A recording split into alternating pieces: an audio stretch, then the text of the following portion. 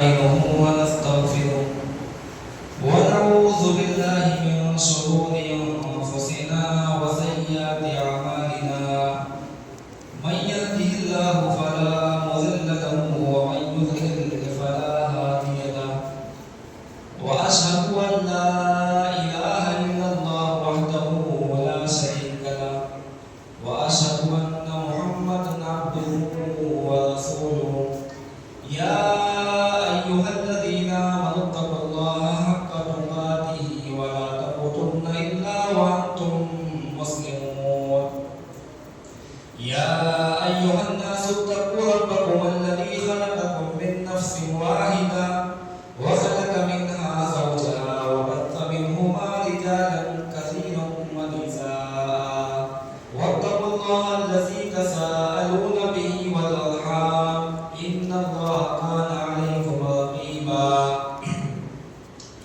يا أيها الذين آمنوا اتقوا الله وقولوا قولا سديدا يصلح لكم أعمالكم ويغفر لكم ذنوبكم ومن يطع الله ورسوله فقد فاز فوزا عظيما أما بعد فإن خير الحديث كتاب الله وخير الهدي هدي محمد صلى الله عليه وسلم وشر الأمور محدثاتها وكل محدثة بدعة وكل بدعة ضلالة وكل ضلالة في النار أعوذ بالله السميع العليم من الشيطان الرجيم بسم الله الرحمن الرحيم كنتم خير أمة أخرجت للناس تأمرون بالمعروف وتنهون عن المنكر رب اشرح لي صدري ويسر لي أمري واحلل عقدة من لساني يفقهوا قولي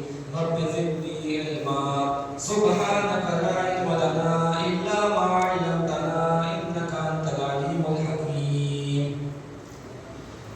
محترم حاضرین مجلس، آج کے درس کا ہمارا جو موضوع ہے وہ ہے کہ اسلام میں خدمت خلق کی اہمیت،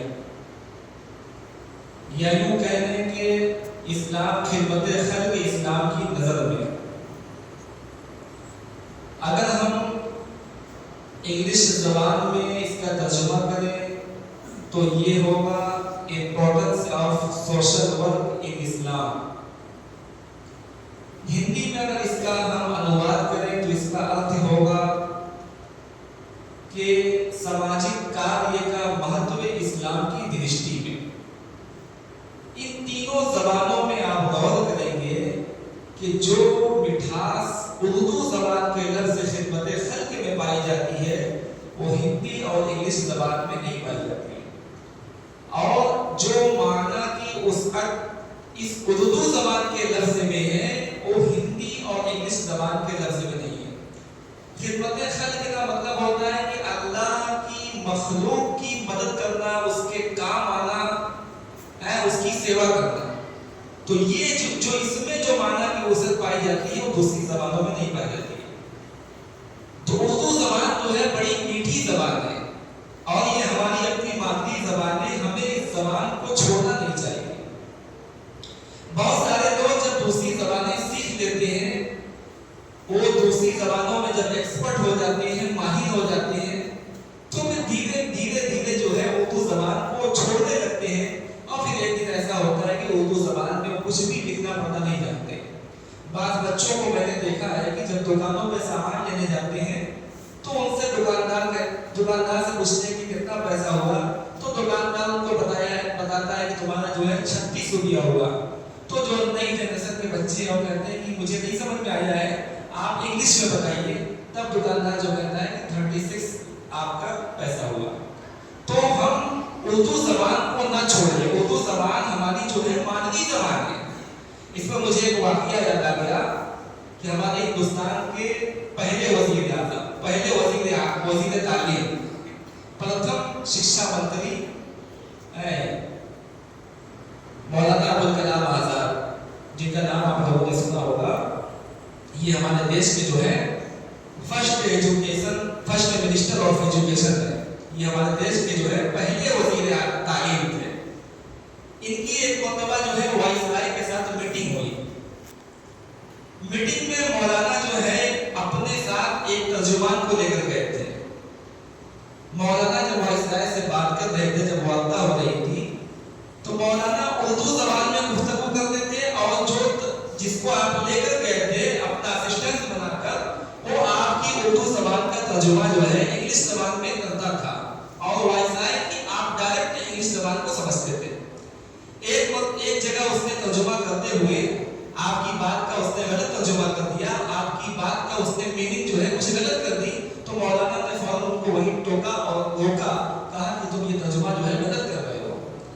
मीटिंग जब खत्म हो गई, मीटिंग के बाद वाइसराय ने कहा कि मौलाना, आप हिंदुस्तान के वजीर तालीम, आप जब इतनी अच्छी इंग्लिश जानते हैं तो फिर उसके बावजूद फिर हमसे आपने इंग्लिश में गुफ्तगू क्यों नहीं की, आप एक तर्जुमान लेकर क्यों घूमते हैं? तो उन्होंने जो जवाब दिया तो बड़ा प्यारा जवाब था। उन्होंने कहा कि आप 7 समुंदर पार करके हमारे देश में आकर अपनी जबान नहीं छोड़ सकते, तो हम यहीं रहते हुए अपनी जबान को क्यों छोड़ते हैं? तो हमें उर्दू जबान पर जो है थोड़ा फोकस करना चाहिए, ये हमारी मादरी जबान है। बहरहाल ये मेरे टॉपिक से थोड़ा अलग था। मेरा मौजू है कि खिदमत खल्क की अहमियत इस्लाम की नजर में। अल्लाह रब्बुल आलमीन ने दुनिया के अंदर हम मुसलमानों को खिदमत खल्क के लिए ही पैदा किया।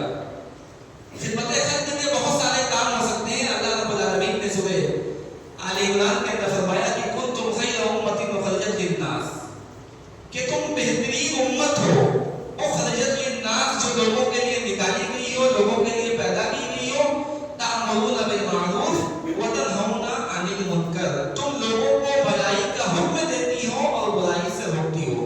तो खिदमत खल्क के और भी काम हो सकते हैं, लेकिन अल्लाह रब्बुल आलमीन ने यहाँ पर इसका जिक्र किया कि भलाई की तरफ लोगों को उभारना और बुराई से रोकना, ये भी खिदमत खल्क का एक हिस्सा है। आप देखेंगे अल्लाह के नबी सल्लल्लाहु अलैहि वसल्लम ने अपनी दावत का जो बुनियाद बनाया, अपनी दावत का जिस चीज को आप सल्लल्लाहु अलैहि वसल्लम ने बेस बनाया, वो खिदमत खल्क था। अल्लाह के रसूल सल्लल्लाहु अलैहि वसल्लम ने अपनी दावत का आगाज ही इसी खिदमत खल्क से किया था। 40 साल के बाद आप नबी बनाए गए, 40 साल से पहले आपने खिदमत खल्क का काम किया और यही खिदमत खल्क का काम बाद में नबी बनाए जाने के बाद आपकी दावत का बेस बना, आपकी दावत की बुनियाद बना।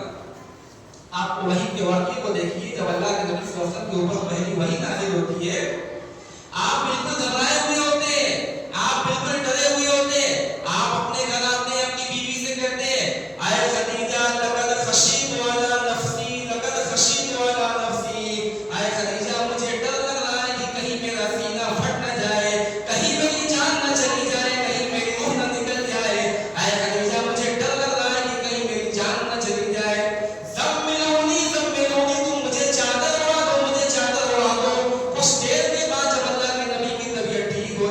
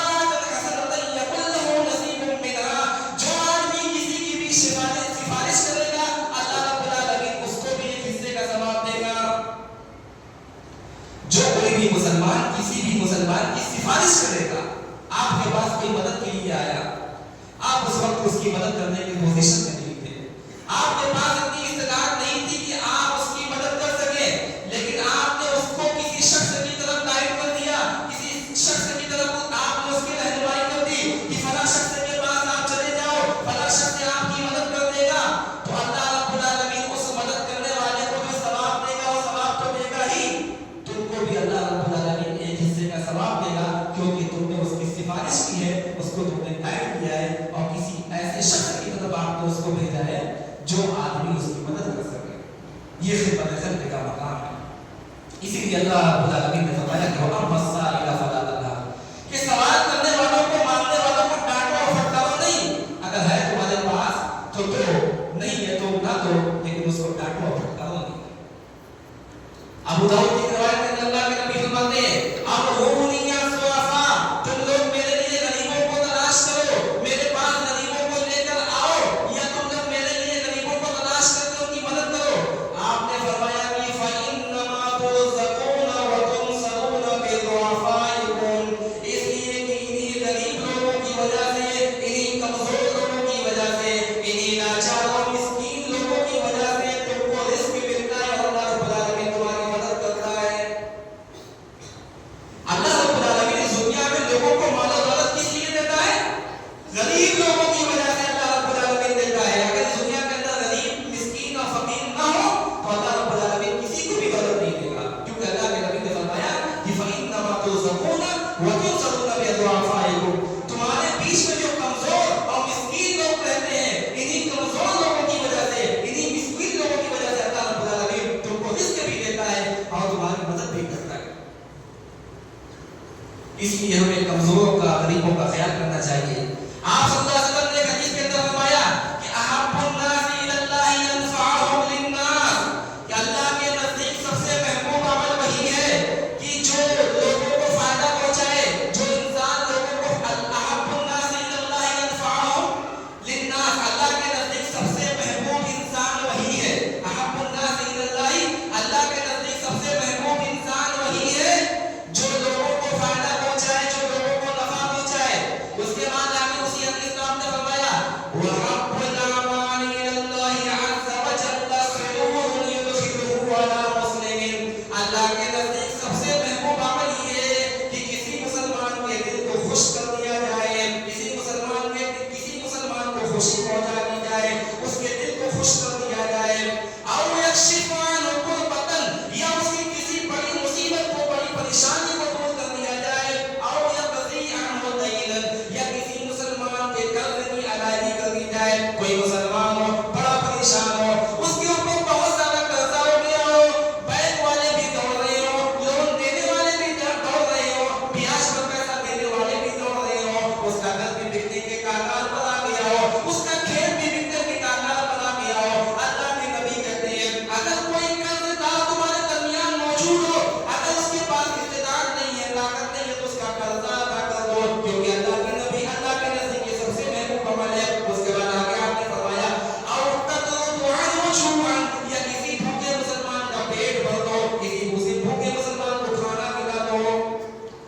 ये अल्लाह के नजदीक सबसे महबूब अमल है। किसी मुसलमान के दिल को खुश कर दिया जाए, किसी मुसलमान की बड़ी मुसीबत को दूर कर दिया जाए, किसी मुसलमान के कर्ज की अदायगी कर दी जाए, किसी भूखे मुसलमान को खाना खिला दिया जाए, अल्लाह के नजदीक सबसे महबूब तरीका है। और आगे अल्लाह के नबी ने इसी हदीस के अंदर बहुत बड़ी बात फरमाई।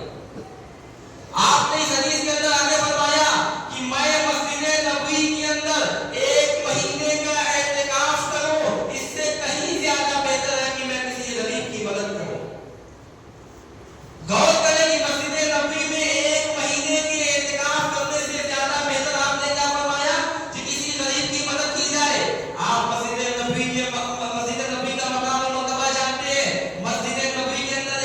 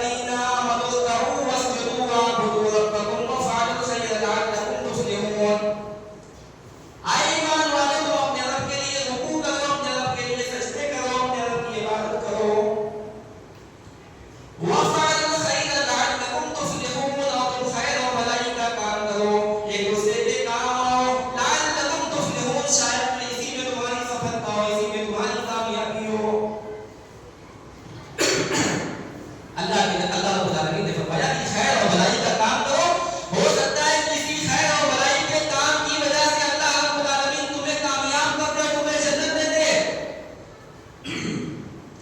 سورہ بقرہ کے اندر اللہ رب العالمین نے کیا فرمایا؟ لیس البر ان تولوا وجوہکم قبل المشرق والمغرب ولکن البر من آمن باللہ والیوم الآخر۔ نیکی اور خیر کا کام یہ نہیں ہے کہ اپنے چہرے کو مغرب کی طرف کیا جائے یا اپنے چہرے کو مشرق کی طرف کیا جائے، اپنے فیس کو ویسٹ کی طرف کیا جائے یا ایسٹ کی طرف کیا جائے، نیکی اس کا نام نہیں ہے۔ جب قبلہ جو ہے پریورتن ہو گیا، اللہ کے نبی صلی اللہ علیہ وسلم کی اچھا اور خواہش کے مطابق اللہ رب العالمین نے بیت المقدس کے بجائے خانہ کعبہ کو جب قبلہ بنا دیا تو یہودی جو ہے مکہ کے مدینہ کے اندر مسلمانوں کا مذاق اڑاتے تھے کہ مسلمان جو ہے کبھی کبھی بیت المقدس کی طرف رخ کر کے نماز پڑھتے ہیں اور کبھی خانہ کعبہ کی طرف رخ کر کے نماز پڑھتے ہیں۔ اللہ رب العالمین انہی یہودیوں کا کاٹ کرتے ہوئے، ان کا رد کرتے ہوئے فرمایا لیس البر ان تولوا وجوہکم قبل المشرق والمغرب ولکن البر من آمن باللہ والیوم الآخر۔ نیکی یہ نہیں ہے کہ اپنے چہرے کو مغرب کی طرف کیا جائے یا مشرق کی طرف کیا جائے، ولکن البر من آمن باللہ والیوم الآخر۔ نیکی یہ ہے کہ اللہ کے اوپر ایمان لایا جائے، آخرت کے اوپر ایمان لایا جائے، والملائکۃ اللہ کی کتابوں کے اوپر ایمان لایا جائے، والملائکۃ والنبیین اللہ کے نبیوں کے اوپر ایمان لایا جائے، والملائکۃ والنبیین وآت المال علی حبہ ذوی القربى والیتامى والمساکین وابن السبیل۔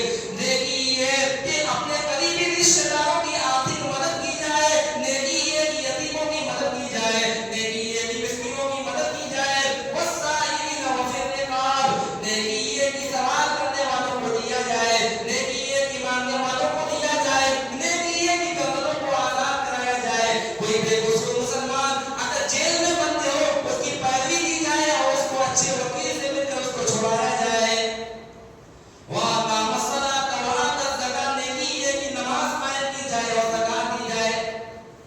آپ دیکھیں کہ آیت کریمہ میں اللہ رب العالمین نے نماز کا تذکرہ اور زکات کا تذکرہ بعد میں دیا، پہلے کس کا تذکرہ کیا؟ رشتہ داروں کی مدد کی جائے، یتیموں کی مدد کی جائے، مسکینوں کی مدد کی جائے، وابن السبیل مسافروں کی مدد کی جائے، اور جو ہے غریبوں گردنوں کو آزاد کرایا جائے، جیل سے قیدیوں کو چھڑایا جائے، اس کے بعد جو ہے سوال کرنے والوں کو دیا جائے، اس کے بعد پھر اللہ نے نماز کا اور زکات کا تذکرہ کیا۔ آپ اسی بات سے اندازہ لگا سکتے ہیں کہ اسلام میں خدمت خلق کا کتنا مہتو ہے، کتنی اہمیت ہے کہ اللہ رب العالمین نے نماز کا تذکرہ بعد میں کیا اور پہلے ان کی مدد کرنے کا تذکرہ کیا۔ صرف نماز اور روزہ، حج اور زکات یہی دین نہیں ہے۔ ہم یہ سمجھتے ہیں کہ بس اسی کا نام دین ہے۔ ہم اللہ تک نہیں پہنچ سکتے جب تک ہم اللہ کے بندوں تک نہ پہنچ جائے۔ ہم جب تک اللہ کے بندوں تک نہیں پہنچ سکتے ہم اللہ تک نہیں پہنچ سکتے، کیونکہ اللہ کے نبی صلی اللہ علیہ وسلم صحیح مسلم کی ایک روایت کے اندر فرماتے ہیں کہ قیامت کے دن اللہ رب العالمین اپنے ایک بندے سے کہے گا، آئے میرے بندے میں بیمار تھا تو میری عیادت کے لیے نہیں آیا۔ بندہ کہے گا کہ وانت رب العالمین، تو رب العالمین ہے، میں تیری کیسے عیادت کر سکتا ہوں، تو کیسے بیمار ہو سکتا ہے؟ اللہ کہے گا کہ شنکر میں میرا بڑا بندہ بیمار تھا، اگر تم اس کی عیادت کے لیے آ جاتے تو تم وہاں مجھ کو پا لیتے۔ پھر اللہ کہے گا کہ میرے بندے میں بھوکا تھا، تم نے مجھے کھانا نہیں کھلایا۔ بندہ کہے گا کہ وانت رب العالمین، اے اللہ تو رب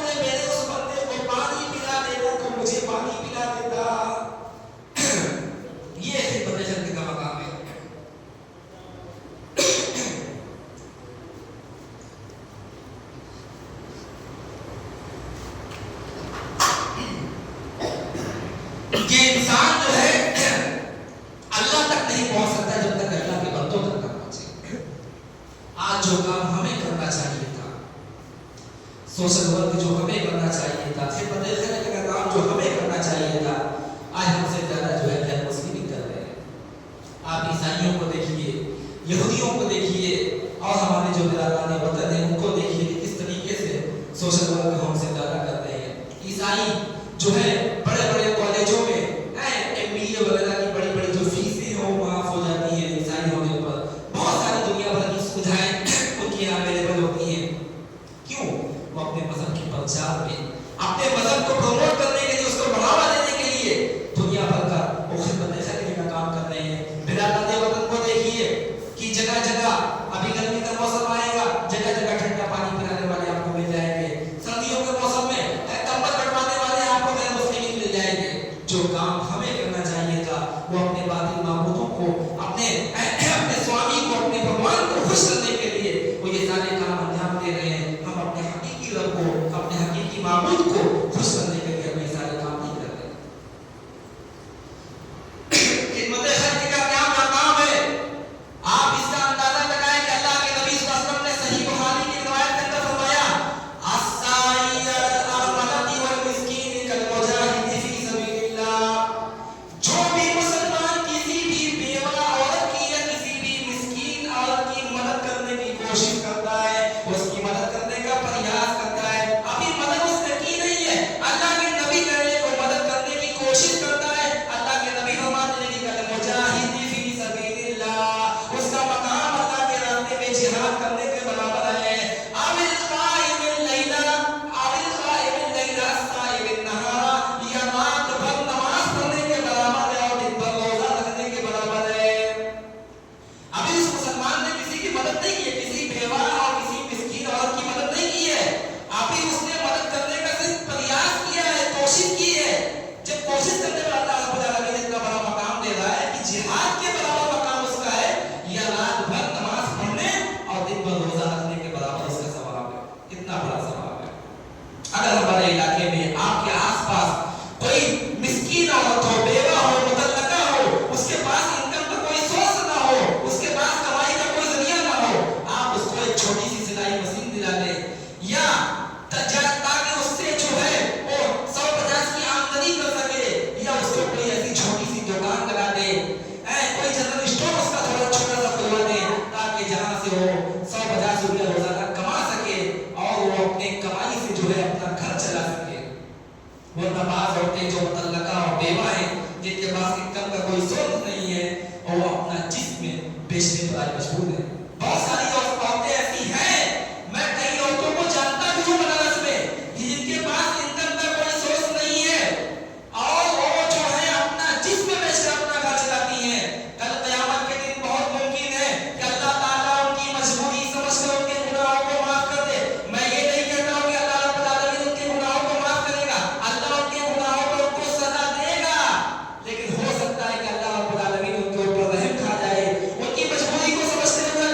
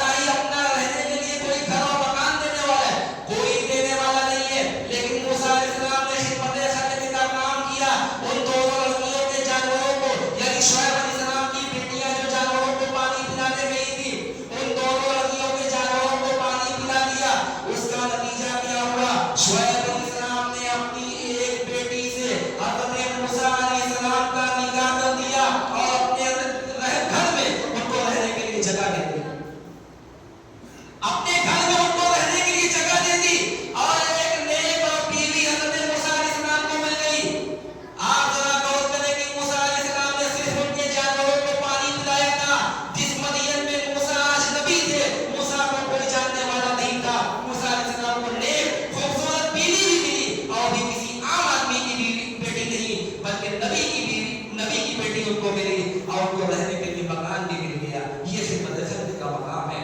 اب سے کوئی نوجوان کل سے اس سوچ میں خدمت خلق کے کام کے لیے نہ نکلے کہ اگر ہم ایسا کریں گے تو ہمارے لیے نیک بیویاں بھی اویلیبل ہو جائیں گی اور ہمیں رہنے کے لیے دوسری سسرال میں مکان بھی مل جائے گا. تو ایسا نہیں ہونے والا ہے. جو لوگ سچے دل کے ساتھ خلوص کے ساتھ اللہ کے لیے خدمت خلق کا کام کریں گے اللہ رب العالمین اسے ایسا دے گا بدلہ. تو دیکھیں کہ اللہ رب العالمین نے موسیٰ علیہ السلام کو کیسا بدلہ دیا کہ نیک بیوی بھی ملی اور رہنے کے لیے مکان بھی مل گیا. تو یہ خدمت خلق کا مقام ہے.